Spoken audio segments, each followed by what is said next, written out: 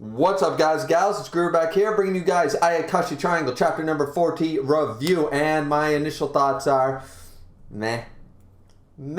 That's my initial thoughts. What do you guys think right out of the gate? It's not a bad chapter. It's a very heavy ECCHI chapter, I would say. We're bordering here. This is really in Shonen Jump. This is in Jump right now? Seriously? Because, I mean,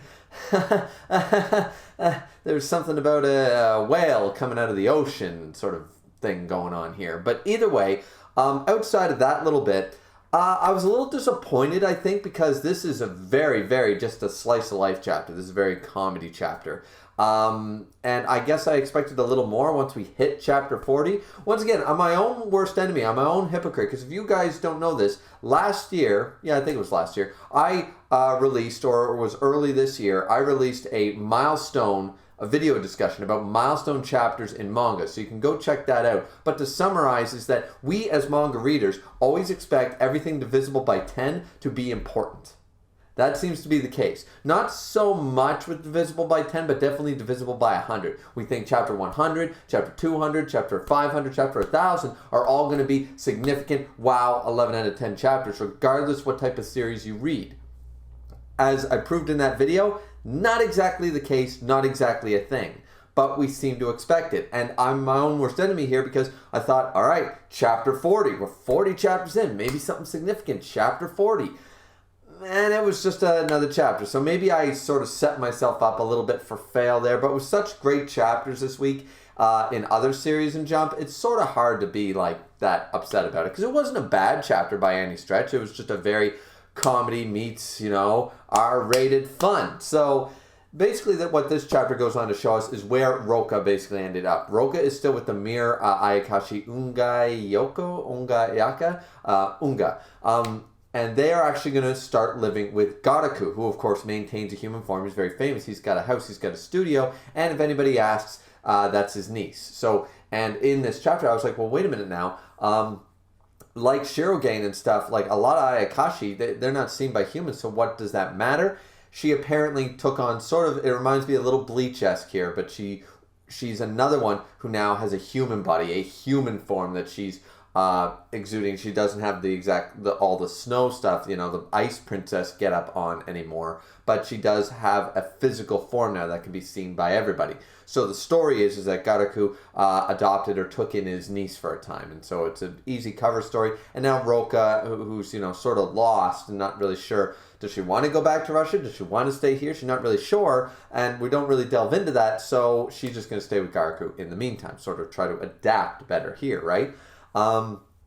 And the other section of the chapter is involving that, but also not involving that in the gender swap jutsu. Now, I thought this would be something maybe significant, and I was like, oh, maybe this is something pretty cool. But what it turns out to be is that when Shirogane is under the weather, because Shirogane basically caught a cold because of Roka. So he's basically has a fever, he's got the flu sort of idea, and so he's not exactly in his right mind. As a result, any jutsu he casts, and I don't mind this makes sort of sense, because it's a seal, and as his power weakens, as he gets all distorted and all sick, the gender swap jutsu technique on Matsuri's body ends up sort of warping itself, and it's not going away, but it's also sort of warped, and he's not feeling great either. And even Shirogane didn't know this, because when they go to visit him, it ends up being that he's also getting sick. So Matsuri and Shirogane end up with the same sort of, they're sharing the illness, so to speak. But Garaku gave Shirogane some medicine, so from a Tengu or something like that years ago, so he's going to be fine by the end of the chapter, and he is fine. But hilarity sort of ensues here when we get the fact that the gender jutsu, of course, it doesn't do, and I was sort of expecting this part, it doesn't start to turn Matsuri's hair black, it doesn't start to reduce the breast size or anything, or maybe make him a little more muscular or anything like that, like slowly change some features on him. No. There's only one feature that's affected, and it's only after, because Roka even recognizes that I've been treating Matsuri not the best, and Matsuri's like, you don't have to like me, I'm just here for Suzu and stuff. Because she likes Suzu, she doesn't like Matsuri. I haven't forgiven you for dropping me in the hot tub. Suzu sort of talks to her a little bit about that, and being like, he didn't mean to do that and stuff. And even Roka does bring this up. She goes, even I know, I'm a child. And so she still has a childlike persona. We sort of knew that, but now it's been spoken by her in her inner monologue. She knows that even a kid like me, even, you know, an adolescent, etc., whatever you want to call her, even I know that that was pure accident. Like, that he didn't intend to boil me alive or anything like that. That wasn't his thing. So, but she doesn't know that he's a girl, or that he's a he. So, and I sort of forgot that up until this chapter. I did not realize that Roka has no idea, neither does Ungayako. They don't know that Matsuri's a dude.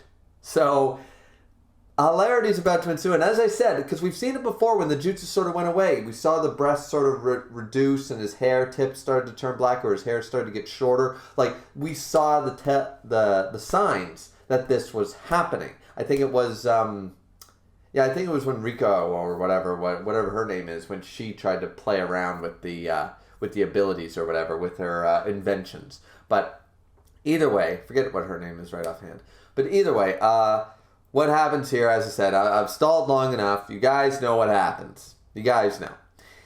As I keep saying, it's no other feature. What happens is, of course, Roka is trying to be nice and wipe down Matsuri's body, because, of course, that's what you do. It's fever, it's flu, etc., etc. So it's sort of like, let me wipe down your body. Like, you don't need to use, because she's trying to help, but she doesn't realize what's going on. She's trying to use her Ayakashi energy, her snow abilities, her ice powers, her temperature powers to help. But it's not helpful in this case. And Suzu says, you don't need to try so hard. You can do something by hand, very simple. You don't need to, you don't need the massive supercomputer when you just need to write a little post-it note. Take your time. You don't need the giant power drill when you have a screwdriver. You can do things a little more analog if you're finding it too difficult to control this or do it that way, right? You're just going a little too overboard. You're going 110%. What we need is 90. We need 90 right now. So...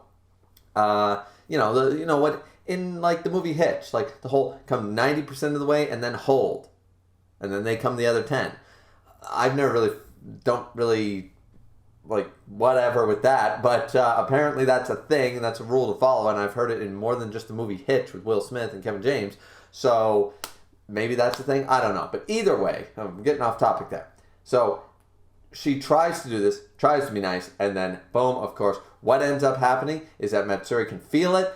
Something's growing back, and he even says, once again, this is in Jump. This is official Viz translation. This isn't a fan translation where they're taking a little bit of liberty with the PG-13 rating going a little bit like this. No. Nope. I have both now. Okay. Recognizes he's got both. So it's not like one disappeared and the other one's there. And see, this is the hilarious thing. I don't know how much liberty I have to talk about this in more than innuendo type of terms here if I want to keep this video, because I had a thumbnail actually 2 chapters ago of Suzu in her underwear, and because it was just the big shot, and we all know it's an ECCHI series, so whatever, and they took down the thumbnail. YouTube said, nope, can't do that. And I was like, okay, but I mean, there's other thumbnail. Never mind. But the point is that so I don't even know how much liberty I've got to really describe this. So definitely go check out the chapter. But suffice to say, he's got both. So the off-brand, what do they call it? They call it off-brand. They call it fluff. They call it gentai or whatever to make it safe for YouTube. You guys know all what I'm talking about. The dark side, there's a light side of the Force, there's a dark side of the Force. If you want to think of, Dragon Ball Z, Bleach, and One Piece as the light side of the Force, then I think you have an idea what the dark side of the Force looks like. So that is a situation for that type of manga. That's definitely a situation that I've seen. Of course, I never read it myself. I've only heard about it on Reddit, of course. But got both. Okay, all right, and what are they going to do with that? I have no idea. And then, of course, Roka ends up becoming super embarrassed. Matsuri gets super embarrassed because then the grand whale comes out of the ocean to grace us with his mighty presence.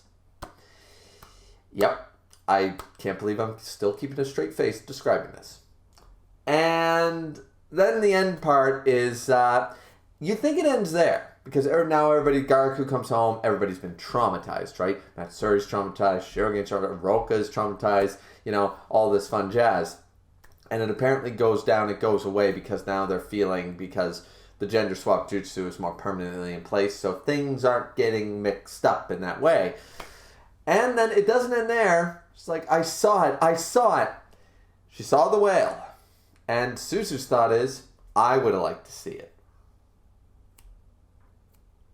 Don't get me wrong. I love Suzu's character because she's definitely, once again, she's a teenager.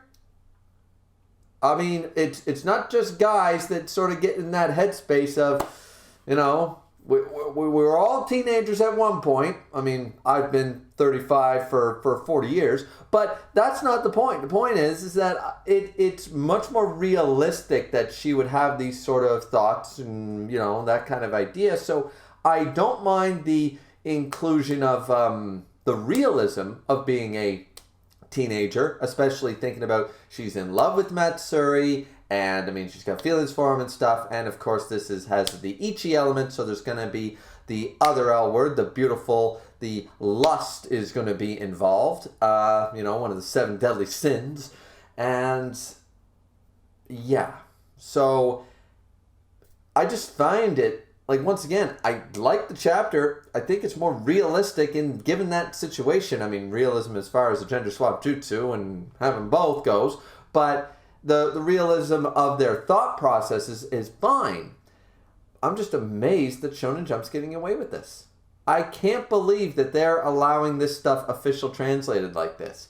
Like, they must have a certain criteria. They must be like, okay, here's the list of all the words you can't say. Here's the list of positions you can't say. Here's the innuendos you can't make. And they're literally picking out the holes. When they wrote Ayakashi Triangle, they went, okay, loophole with this word, loophole with that word, loophole with this word. Sort of like how people got around saying certain words in the pandemic on YouTube and stuff. And certain words you can't say or to get you demonetized. People just find a new way around it. And I swear they are towing this line like it's the thinnest piece of ice you've ever seen. Ironically, with Roka in the room.